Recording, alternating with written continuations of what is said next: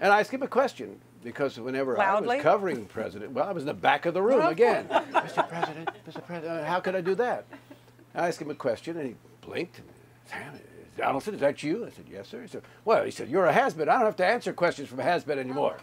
And I said, well, sir, it's better to have been a has-been than it never was. Now, some people think I was talking about him, which is ridiculous. He's President of the United States, obviously. I don't know. Not, well, if you look at his ratings, it could be talking about him. No.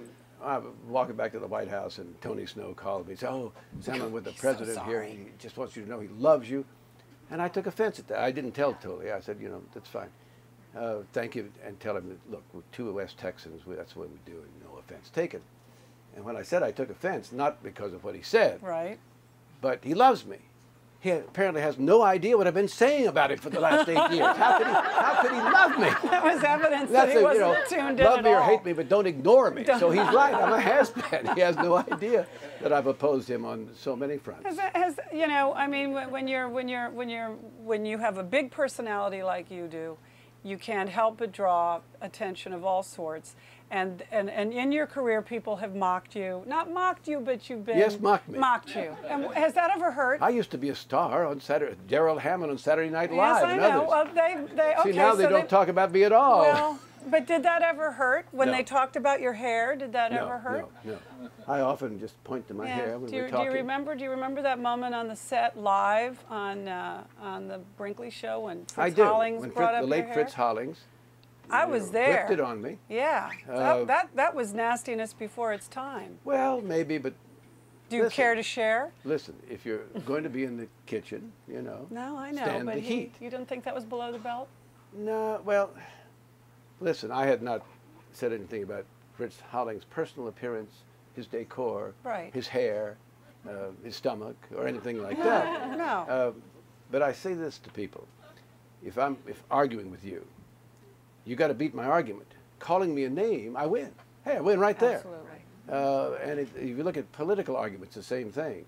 Once either side, or anyone, stoops to just calling a name, it's like what I mentioned earlier.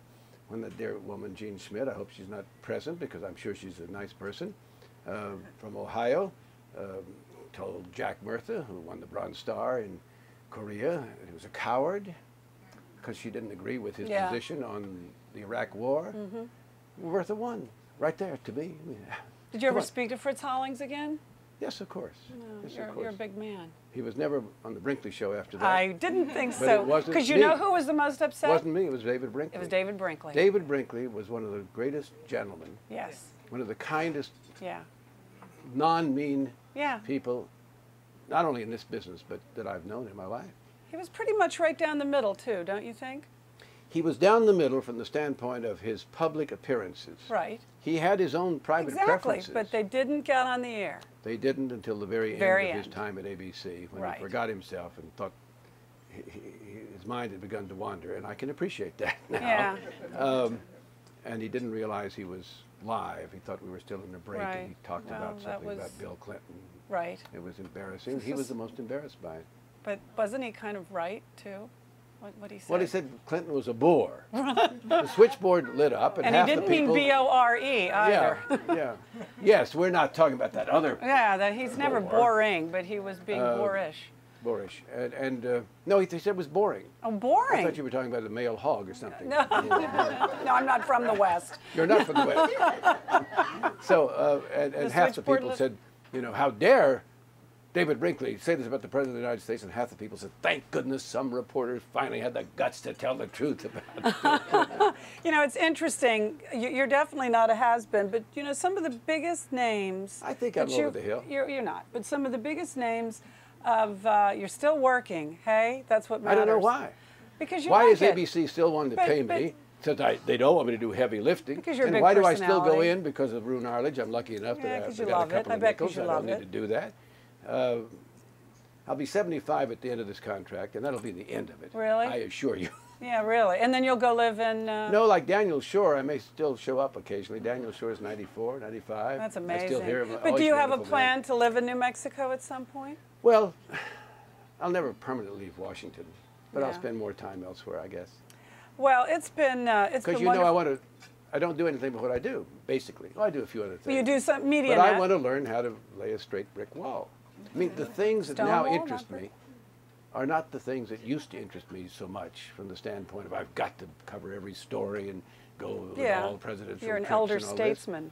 This. Yeah, but rocks, birds. Build a fence. I know I'm sounding silly here. No, Build you're a not. fence, that's right. Well, that's Those what you've things got out interest me. there. I'd like to see if I can do that. Well, that sounds great. And also it'll save a little money on the ranch if I build a fence. But don't leave too soon, Sam. We like having you around.